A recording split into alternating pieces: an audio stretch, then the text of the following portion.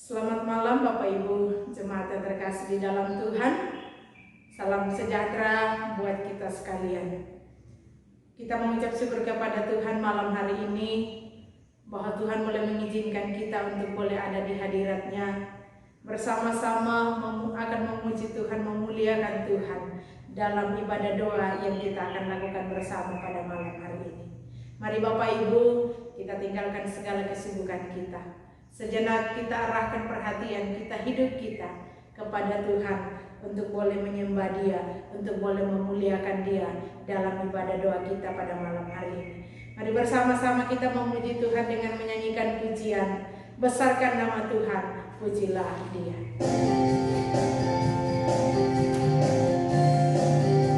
Mari katakan bahwa besarkan nama Tuhan, pujilah Dia.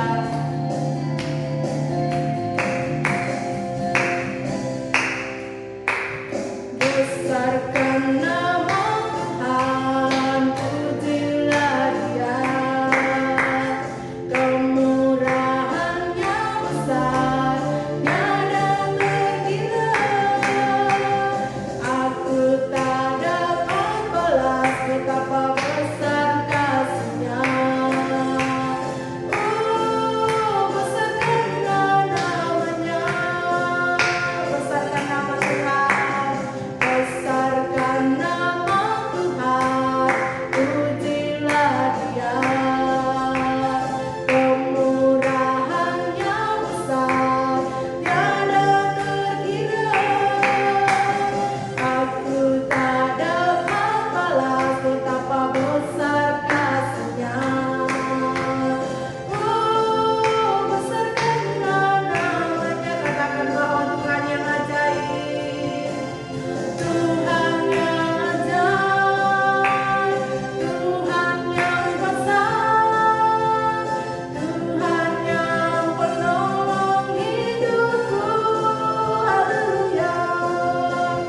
Tuhan yang ajaib, Tuhan yang besar, jiwaku ditebus oleh-Nya. Tuhan yang ajaib, Tuhan yang besar, Tuhan yang penolong hidupku, haleluya. Tuhan yang ajaib, Tuhan yang besar, jiwaku ditebus oleh-Nya, jiwaku ditebus oleh-Nya. Jiwaku ditebus oleh-Nya.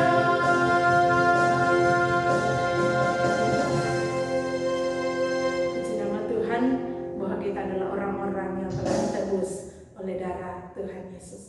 Mari Bapak Ibu jemaat yang terkasih, kita lanjut dalam pujian kita. Mari kita bersama-sama menyanyikan pujian dari nyanyian Kemenangan Iman nomor 265, Kasih-Nya Tuhan Allah. Kasih-Nya Kasih-Nya tak terduga dan tak dapat dituliskan, tertinggilah dari bintang sehingga pun ke dunia akan menarik hatinya. Kasih-Nya limpah, anaknya dikurniakan tebus yang berdosa. Kasih-Nya tak terduga, betapa kayanya,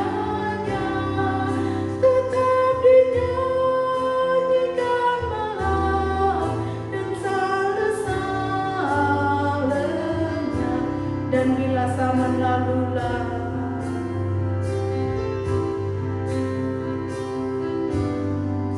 dan bila zaman lalulah, tata dunia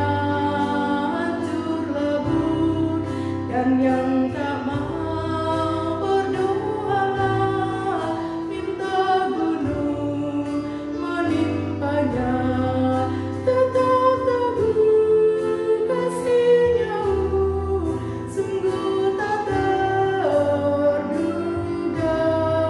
Anugerah-Mu yang tebuskan tetap hidung saleh, kasih-Nya tak terduga, betapa kayanya, tetap dinyanyikan malam dan sale-sale. Kasih-Nya tak terduga, betapa kayanya, tetap dinyanyikan malam dan sale-salenya. Mari kita berdoa. Terima kasih Bapa di sorga, kami persembahkan kepadamu pada malam hari ini, bahwa kasih-Mu besar bagi kami, tak pernah terlambat hadir dalam kehidupan kami. Terima kasih Tuhan untuk malam hari ini, untuk waktu yang Tuhan percayakan bagi kami. Kami boleh ada bersama-sama di hadirat-Mu, menyembah Tuhan, memuliakan Tuhan dalam ibadah doa yang kami lakukan bersama pada malam hari ini. Kami berdoa biarlah kiranya Tuhan hadir di tempat kami, tempat seluruh jemaat-Mu yang beribadah malam hari ini. Tuhan hadir melawat, Tuhan hadir memberkati. Bapa di surga, kami serahkan ke dalam tangan-Mu rangkaian ibadah doa yang kami lakukan pada malam hari ini. Biarlah kiranya jadi di dalam nama Allah Bapa, Putra, dan Roh Kudus. Amin. Malam hari ini kita akan bersama-sama mendengarkan kebenaran firman Tuhan yang sebentar akan disampaikan oleh Bapak Pendeta, yang menjadi landasan persekutuan doa kita malam hari ini. Sebagai tanda kesiapan hati kita, mari saya silakan jemaat Tuhan bangkit berdiri. Kita bersama-sama menyanyikan pujian doa mengubah segala sesuatu. Ku ada di luar kemampuanku, ku berdiam diri mencari doa mengubah segala sesuatu. Saat keadaan sekelilingku ada di luar kemampuanku, ku berdiam diri mencari-Mu.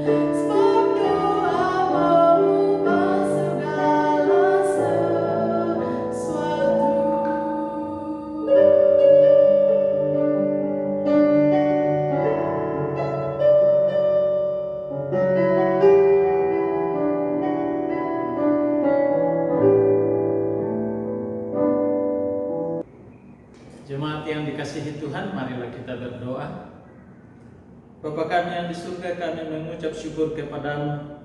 Tuhan memperkenankan kami untuk ada di hadirat-Mu dalam persekutuan doa kami malam ini ya Tuhan. Kami mengucap syukur untuk kesempatan bagi kami merenungkan firman Tuhan. Mari Tuhan tolong kami, sehingga firman-Mu meneguhkan kami untuk semakin meyakinkan kami bahwa doa yang lahir dari iman, sebagaimana yang baru saja kami ungkapkan melalui pujian kami, adalah doa yang tidak sia-sia, karena Tuhan mempedulikan umat-Nya yang berdoa dengan sungguh-sungguh kepada Tuhan. Berbicaralah kepada kami umat-Mu ya Tuhan, karena kami telah siap mendengarnya. Demi nama Tuhan Yesus kami berdoa. Amin.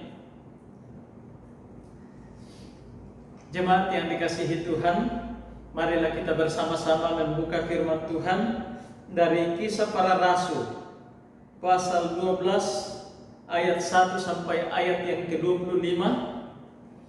Kisah Para Rasul pasal 12 ayat 1 sampai 25. Tetapi karena cukup panjang, kita akan membaca ayat 4 sampai 12. Kisah Para Rasul pasal 12 ayat 4 sampai 12 bunyinya demikian. Setelah Petrus ditangkap, Herodes menyuruh memenjarakannya di bawah penjagaan 4.000, masing-masing terdiri dari 4 prajurit. Maksudnya ialah supaya sehabis Paskah ia menghadapkannya ke depan orang banyak. Demikianlah Petrus ditahan di dalam penjara, tetapi jemaat dengan tekun mendoakannya kepada Allah. Pada malam sebelum Herodes hendak dihadapkannya kepada orang banyak, Petrus tidur di antara 2 orang prajurit, terbelenggu dengan 2 rantai. Selain itu, prajurit pengawal sedang berkawal di buka pintu. Tiba-tiba berdirilah seorang malaikat Tuhan dekat Petrus, dan cahaya bersinar dalam ruang itu. Malaikat itu menepuk Petrus untuk membangunkannya, katanya, "Bangunlah segera." Maka gugurlah rantai itu dari tangan Petrus. Lalu kata malaikat itu kepadanya, "Ikatlah pinggangmu dan kenakanlah sepatumu." Ia pun berbuat demikian. Lalu malaikat itu berkata kepadanya, "Kenakanlah jubahmu dan ikutlah aku." Lalu ia mengikuti malaikat itu keluar, dan ia tidak tahu bahwa apa yang dilakukan malaikat itu sungguh-sungguh terjadi. Sangkanya ia melihat suatu penglihatan. Setelah mereka melalui tempat kawal pertama dan tempat kawal kedua, sampailah mereka ke pintu gerbang besi yang menuju ke kota. Pintu itu terbuka dengan sendirinya bagi mereka. Sesudah tiba di luar, mereka berjalan sampai ke ujung jalan, dan tiba-tiba malaikat itu meninggalkan dia. Dan setelah sadar akan dirinya, Petrus berkata, "Sekarang tahulah aku benar-benar bahwa Tuhan telah menyuruh malaikatnya dan menyelamatkan aku dari tangan Herodes dan dari segala sesuatu yang diharapkan orang Yahudi." Dan setelah berpikir sebentar, pergilah ia ke rumah Maria, ibu Yohanes, yang disebut juga Markus. Di situ banyak orang berkumpul dan berdoa. Demikian jauh pembacaan firman Tuhan untuk kita sekalian. Yang berbahagia ialah mereka yang mendengarkan firman Tuhan dan melakukannya dalam kehidupannya sehari-hari. Doa mengubah segala sesuatu. Doa mengubah segala sesuatu. Saudara-saudara yang dikasihi Tuhan, doa adalah cara kita berkomunikasi dengan Tuhan. Di dalam doa kita mengucap syukur, kita menyampaikan permohonan kerinduan kita, kita menyerahkan diri kita kepada Tuhan dan pergumulan kita. Kita bisa berdoa untuk diri sendiri dan mendoakan orang lain. doa itu sendiri terlepas dari Tuhan tidak memiliki kuasa apapun. Terlepas dari Tuhan, doa tidak punya kuasa dan tidak dapat melakukan apapun.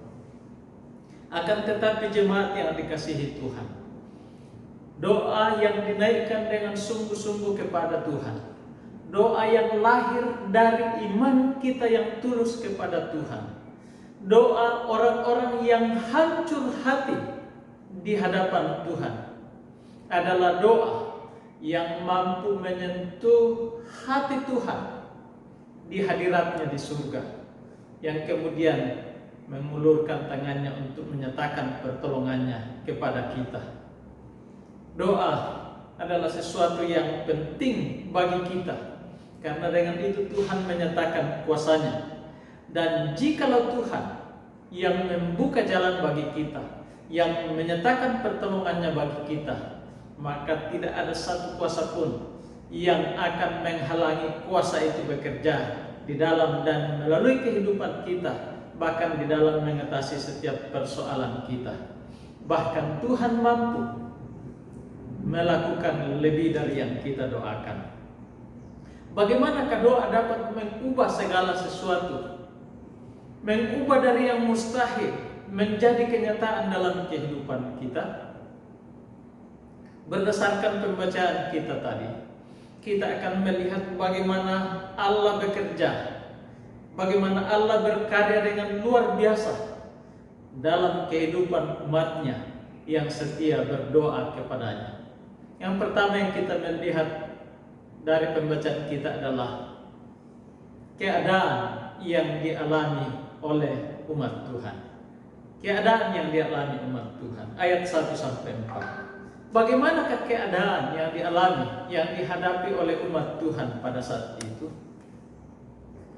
Dari pembacaan kita tadi kita melihat ada 3 orang yang disebutkan di situ yang berperan penting dalam kisah yang baru saja kita baca bersama.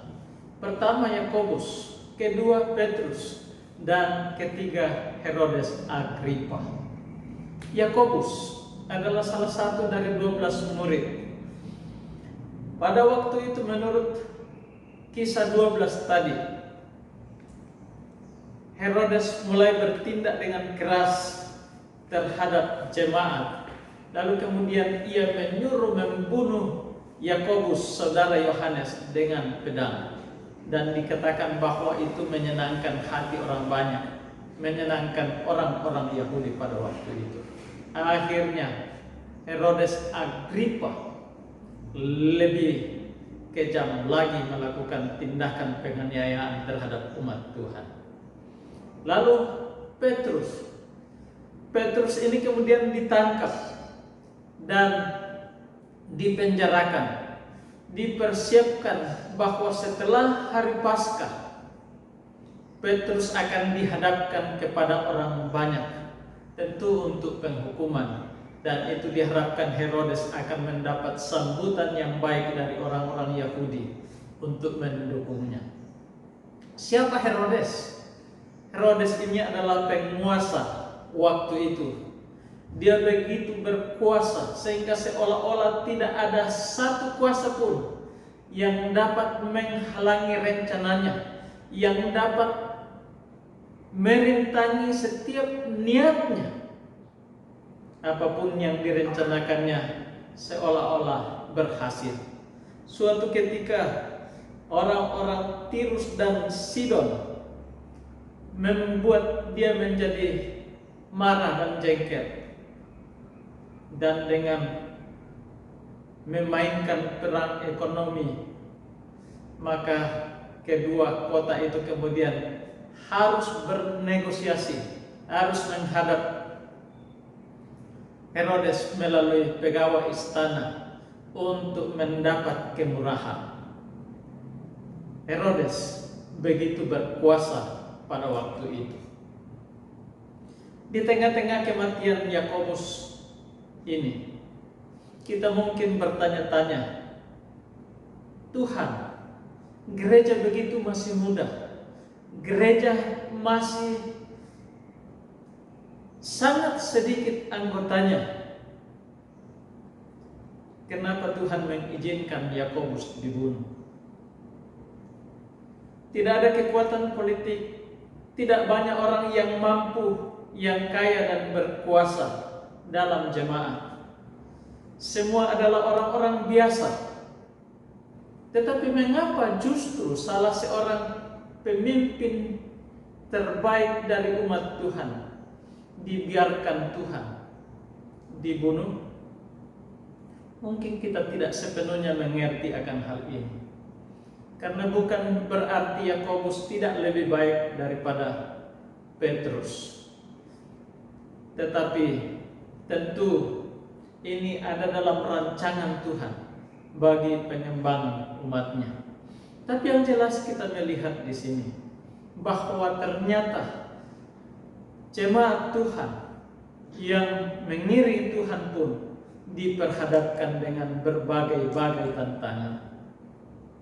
Kehidupan itu kadang-kadang tidak berjalan sesuai dengan apa yang kita inginkan. Ada begitu banyak kondisi yang begitu berat kita jalani, tidak sesuai yang kita harapkan, tidak sesuai ekspektasi kita, tidak sesuai dengan yang kita idam-idamkan. Itu bisa saja terjadi dalam kehidupan kita. Kita pun bertanya-tanya, apa yang harus kita lakukan? Berdasarkan pembacaan kita tadi, menghadapi keadaan yang berat demikian, jemaat menunjukkan teladan terbaik bagi kita. Ayat 5 dan ayat 12 menjelaskan bahwa yang kedua di sini, jemaat tekun berdoa. Jemaat tekun berdoa. Ayat 5b mengatakan, tetapi jemaat dengan tekun mendoakannya kepada Allah. Ini waktu Petrus sudah ditangkap dan dimasukkan ke dalam penjara. Bahkan sementara proses penyelamatan dari Tuhan melalui utusannya yaitu malaikat pun, dalam ayat 12b dikatakan jemaat berkumpul di rumah Maria, ibu Yohanes, yang disebut juga Markus, penulis Injil Markus. Dikatakan di situ banyak orang berkumpul dan berdoa. Jadi saat kita menjalani kehidupan kita, mungkin kita menghadapi jalan buntu, saat kita sendirian, saat tidak ada seorang pun yang mau menolong kita, kita tidak perlu takut dan putus asa. Kita masih mempunyai Tuhan yang siap kita hubungi 24 jam dalam sehari, 7 hari dalam seminggu, yang siap untuk mendengarkan kita setiap waktu, setiap detik. Mungkin tidak seorang pun mau mendengarkan keluh kesah kita, namun telinga Tuhan tertuju kepada seruan doa kita. Yang ketiga, sebagai hasil dari tindakan mereka yang berdoa di hadapan hadirat Tuhan, maka Tuhan berkarya secara ajaib. Tuhan berkarya secara ajaib. Dapat kita lihat dalam ayat 6 sampai ayat yang ke-25. Kalau kita memperhatikan pembacaan itu, maka yang pertama kita lihat di sana adalah bahwa melalui doa mereka, malaikat Tuhan diutus untuk membebaskan Petrus. Sekalipun waktu itu Petrus dalam keadaan menurut pandangan manusia mustahil bisa terlepas dari hukuman. Besok ia akan dihadapkan kepada hukuman, dan ia kini sedang dikawal oleh 4 regu, masing-masing regu 4 prajurit. Tetapi Tuhan menyatakan kuasanya dengan mengutus seorang malaikat datang menolong dia, dan saat itu ia terlepas dan ia kemudian dituntun menuju persekutuan umat Tuhan. Sementara itu kita melihat juga dalam pembacaan di ayat 20 dan selanjutnya. Di sana dijelaskan bahwa Herodes dengan arogansinya yang tinggi, dengan penuh kesombongan, ia berpidato di hadapan orang banyak, seolah-olah ia adalah seorang yang hebat menyamai Tuhan Allah yang Maha Kuasa. Dan ia kemudian ditampar oleh seorang malaikat. Dikatakan dalam ayat 23, dan seketika itu juga ia ditampar malaikat Tuhan karena ia tidak memberi hormat kepada Allah. Ia mati dimakan cacing-cacing.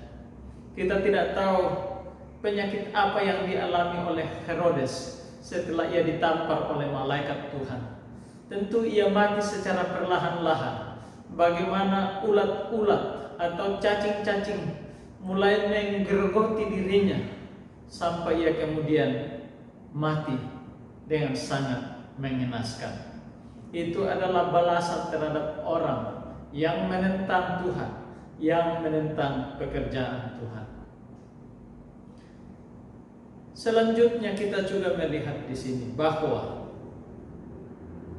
sekalipun Yakobus mati di tangan Herodes, Tuhan mengutus orang-orang lain untuk melanjutkan pekerjaan misi.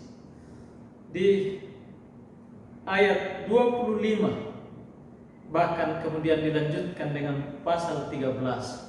Di situ dijelaskan bahwa Tuhan mengutus Barnabas, Saulus yang kemudian dinamakan Paulus, dan Yohanes Markus. Tidak satu pun kekuatan yang dapat mengatasi atau dapat menghambat pekerjaan Tuhan manakala Tuhan bekerja di dalam kehidupan umatnya.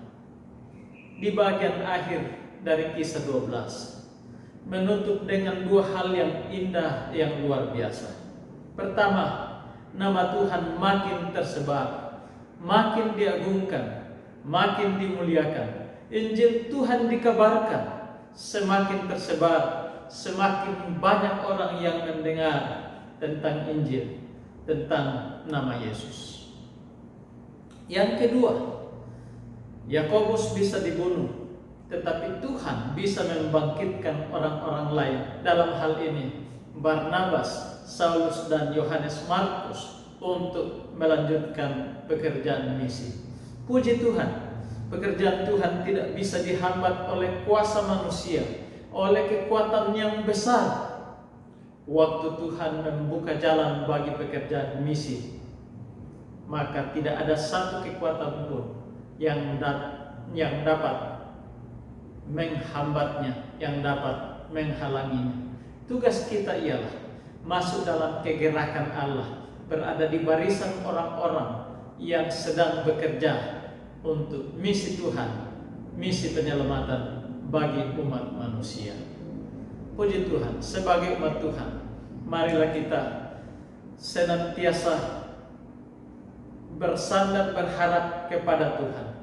Sesulit apapun pengalaman kita harus mengandalkan Tuhan sebagai penolong kita yang setia. Saat keadaan belum berubah, kita harus tekun berdoa kepada Tuhan. Dialah yang sanggup untuk berkarya di dalam dan melalui kehidupan kita untuk mencapai tujuannya bagi kemuliaan namanya.